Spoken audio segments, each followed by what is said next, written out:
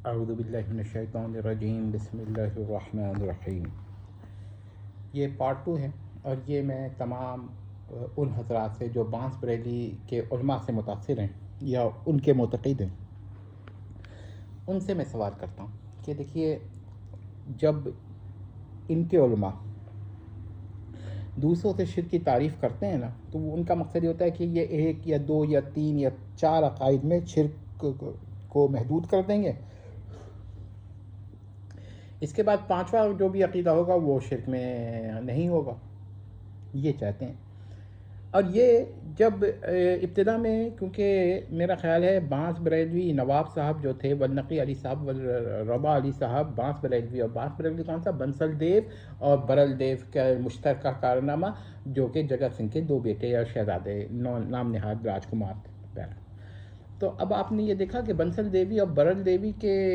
جو شہزادے تھے، جن کے نام پر بانس بریلوی ہے، تو انہوں نے کیا کیا کہ جو 2 شہزادے تھے، تو انہوں نے کیا کیا کہ یہ سمجھا کہ جب یہ عقیدہ شرکیہ بیان اپنی تعریف بیان کریں گے تو اس پر کوئی اعتراض نہیں ہو سکے گا۔ لیکن جب ان لوگوں کو احساس ہو گیا غالباً کہ اب تو، جب انہوں نے تعریف بیان کی، تو جب انہوں نے ایک شرک کی تعریف بیان کی کہ شرک یہ عقیدہ ہوتا ہے، تو دوسرا عقیدے آ گئے۔ جب 2 عقیدے بیان کیے تو انہوں نے کہا اس پہ تو پہلا والا عقیدہ شرک نہیں بن رہا، اور بھی 2-4 عقائد شرک نہیں بن رہے ہیں، حالانکہ وہ شرک و کفر ہیں۔ پھر تیسرا جب انہوں نے 3 عقیدے بیان کیا تو اس پر اعتراض ہو گیا کہ بھائی اس پر تو کیا کہتے ہیں فلاں فلاں عقائد نہیں بن رہے، تو پہلا والا بھی نہیں بن رہا، اور یہ بھی نہیں بن رہا، وہ بھی نہیں بن رہا، تو انہوں نے پھر چوتھا، سب کو پہلے 3 یعنی غیر اللہ کو واجب الوجود ماننا، قدیم ماننا اور مستحق العبادہ ماننا، یہ 3، اور ساتھ میں غیر اللہ کے لیے کوئی ایسی صفت کو ذاتی اعتقاد کرنا جس سے باری تعالیٰ متصف ہو، یہ انہوں نے کیا کہتے ہیں کر کے 4 عقائد کر دیے۔ لیکن پھر جب ان پہ اعتراض ہوا کہ بھائی ان پر تو فلاں فلاں عقیدہ نہیں شرک قرار پا رہا، تو انہوں نے پھر یہ کرنا شروع کیا کہ یا تو ان کو شرک کا بولڈلی انکار کرنے لگے،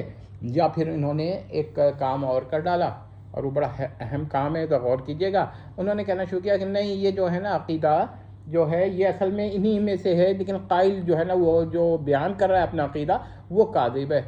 اب یہ کس طرح ہے میں بتاتا ہوں۔ دیکھیے، حلول کا عقیدہ سب کے نزدیک شرک ہے، یہ نہیں ہے کہ یہ شرک نہیں ہے، غیر شرک کسی نے بھی نہیں کہا حلول کو کہ حلول و غیر شرک، الحلول و غیر شرک، تو غیر شرک کسی نے نہیں کہا، حلول سب کے نزدیک شرک ہے۔ تو پھر سوال یہ ہوتا ہے کہ اگر حلول شرک ہے تو پھر اس کو کیا کہتے ہیں، یہ تو 5واں عقیدہ ہو گیا۔ اب یہ حضرات یہ کہتے ہیں کہ دیکھیے جی، حلول کی جو صورتیں ہیں وہ یہ ہیں کہ یا تو حادث قدیم ہو جائے اور پھر حلول کرے، یا قدیم حادث ہو جائے پھر حلول کرے، اس کے علاوہ کوئی صورت نہیں ہے۔ بھائی اس سے بحث نہیں ہے کہ اس کے علاوہ کوئی صورت ہے یا نہیں ہے، سوال یہ ہے کہ جس کا یہ عقیدہ ہو کہ قدیم قدیم ہی رہا، حادث حادث ہی رہا، مخلوق حادث ہی رہا، غیر مخلوق قدیم ہی رہا، باری تعالیٰ قدیم ہی رہا، اور مخلوق الباری حادث ہی رہا، اس کے باوجود حلول ہو گیا، وقوع حلول پھر بھی ہوا، تو یہ شخص کافر ہے کہ نہیں؟ تو اب اصل میں جواب اس کا یہ ہے کہ وقوع حلول یا امکان حلول کا عقیدہ ہی شرک ہے، سمجھ لیجئے گا۔ اور کفر و شرک ہے، یہ نہیں کہ صرف شرک غیر کفر ہے یا کفر غیر شرک ہے، جیسا کہ یہ ابھی کرتے ہیں کوشش۔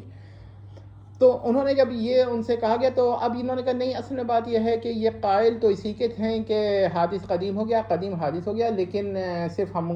شرک کے اس سے بچنے کے لیے یہ کہا ہے۔ تو بھائی آپ عقیدے پہ حکم لگائیے۔ پھر اس کا دوسرا جواب دیں گے کہ بھائی ایسا کہ قدیم قدیم رہا اور حادث حادث رہا پھر بھی حلول ہو گیا، تو یہ تو کوئی مجنون ہی قائل ہو سکتا ہے۔ مجنون تو بحث سے نہیں ہے کہ مجنون قائل ہو سکتا ہے یا نہیں ہو سکتا ہے، لیکن سوال یہ عقیدہ شرک ہے کہ نہیں۔ اگر شرک ہے تو خواہ مجنون قائل ہو یا غیر مجنون قائل ہو شرک ہی رہے گا، اور اگر شرک نہیں ہے تو خواہ مجنون قائل ہو یا غیر مجنون قائل ہو تب بھی شرک نہیں رہے گا۔ اگر مجنون کا اعتبار نہیں ہے تب بھی عقیدہ جو ہے وہ شرک ہی رہے گا، اگر وہ عقیدہ شرک ہے۔ تو یہ انہوں نے دوسری چال چلنے کی کوشش کی۔ اب یہ تیسری ایک چال بھی چلتے ہیں، وہ یہ چلتے ہیں کہ بھائی یہ حادث رہے، قدیم قدیم رہے، پھر بھی ان میں حلول ہو جائے۔ اتحاد کی الگ بحث ہے، ایک اور دلیل بن جائے گی، لیکن ہم حلول پہ ہی بات کرتے ہیں۔ حلول ہو جائے گا تو اس کا مطلب یہ ہوگا کہ یہ جو ہے جو عقیدہ یہ تو محال عقلی ہے، تو محال عقلی ہے تو پھر یہ اس کا کوئی قائل نہیں ہو سکتا. سوال یہ محال عقلی ہونا اس کو شرک سے خارج نہیں کرتا. محال عقلی کسی چیز کا ہونا اس کو غیر شرک نہیں کرتا. ورنہ تو پھر یہ کہ دیکھیے نذیر الباری اور شریک الباری کے جو عقائد ہیں یہ محال عقلی ہیں سراسر، مگر یہ شرک ہیں. آپ میری بات سمجھ رہے ہیں؟ تو کس طرح ہو سکتا ہے؟ حتیٰ کہ جو مجوس ہے جن کے بارے میں کہا جاتا ہے کہ وہ اہرمن یا اہرمن یا انغرا مینو کو قائل ہیں، اور اہورا مجدہ اور یا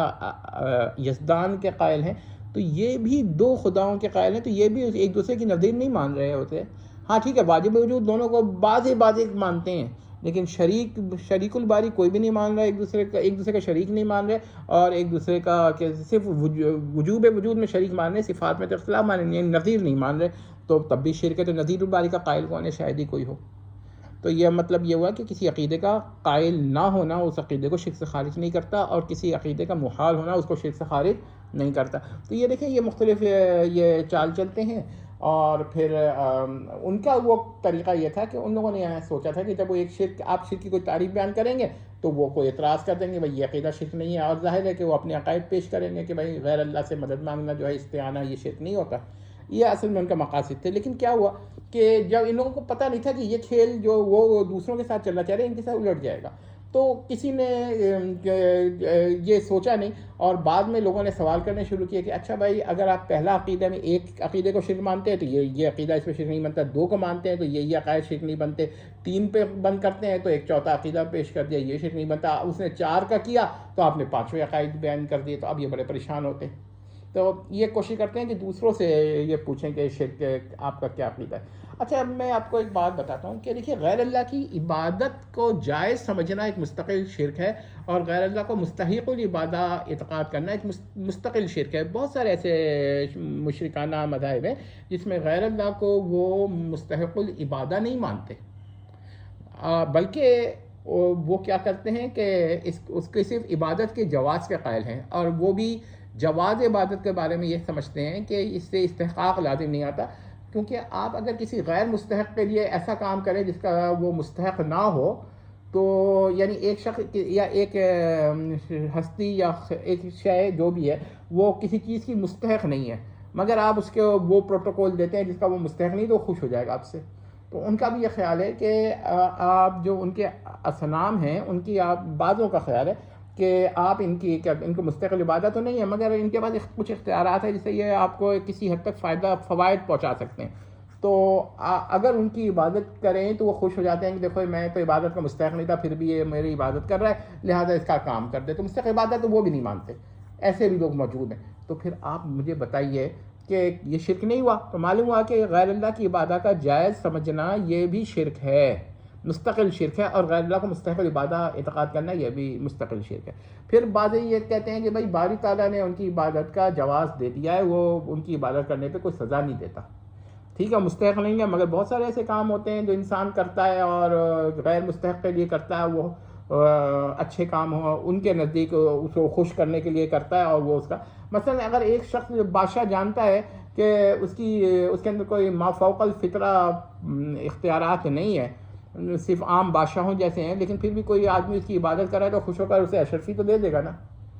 تو یہ اس قسم کے جو مشرکین ہیں تو یہ بھی تو شرک ہے. یہ تو نہیں کہیں گے کہ بادشاہ کی عبادت کر رہا ہے تو شرک نہیں ہے، اور غیر بادشاہ کی عبادت کر رہا ہے کسی بت کی تو شرک ہے. تو شرک ہوتا ہے. تو یہاں پر ایک بات آپ سمجھیے کہ مستحق عبادت جو ہے وہ اعتقاد کرنا غیر اللہ کو یہ بھی شرک ہے، اور غیر اللہ کے بارے میں یہ عقیدہ رکھنا کہ باری تعالیٰ نے امر کیا ہے کہ اس غیر اللہ کی عبادت کرو، یا امر بھی نہیں کیا، حکم بھی نہیں کیا، نہیں بھی نہیں کی، اور سزا بھی نہیں دیتا کیونکہ سزا دینا اس پہ واجب نہیں ہے. اور اگر آپ یہ کہتے ہیں کہ غیر اللہ کی عبادت کا جو ہے وہ ممنوع ہے اور تو یہ حکم کے تابع ہے، تو وہ کہتے ہیں حکم بدل گیا تو پھر شرک بدل گیا. تو اس کا مطلب ہے کہ حکم اگر نہ ہوتا تو شرک بھی نہ ہوتا. تو ایسا تو نہیں ہے. ان کی تو یہ بڑے پریشان ہوتے ہیں اور یہ کہتے ہیں کہ بھائی ایسی کوئی بات نہیں. تو آپ نے دیکھا کہ شرک کی جو ڈیفینیشنز ہیں وہ تبدیل یہ لوگ کرنے پہ مجبور ہو جاتے ہیں.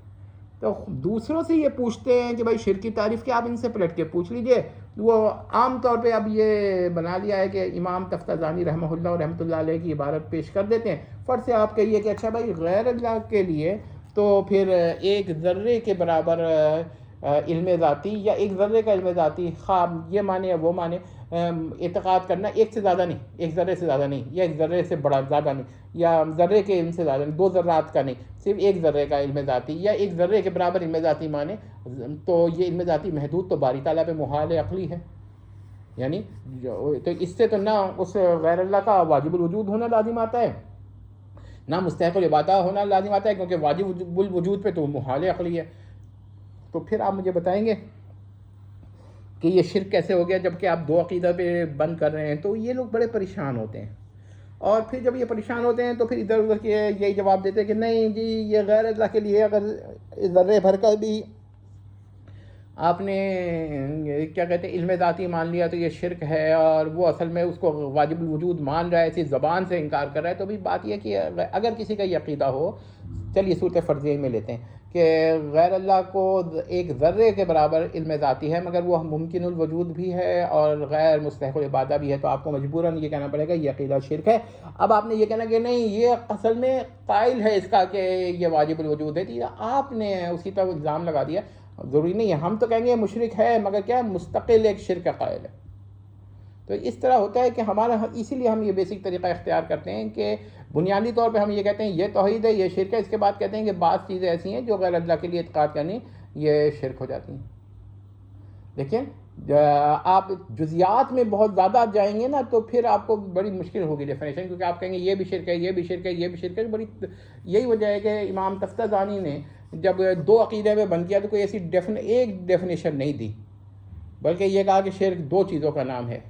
یعنی شرک فی الوہیہ، اور الوہیہ کی دو چیزیں انہوں نے کہا غیر اللہ کو مستحق العبادہ ماننا یا غیر اللہ کو واجب الوجود ماننا. لیکن اگر ہم کہیں کہ اچھا تیسری بھی قسم ہے تو وہ امام تفتازانی جو ہیں وہاں پر یہی ہم تعویل کرتے ہیں کہ انہوں نے دو بنیادی ذکر کیا اور بھی ہیں. تو بس یہ نوٹ کر لیں، اور اس کے بعد اگر آپ کی سمجھ میں آتا ہے تو آپ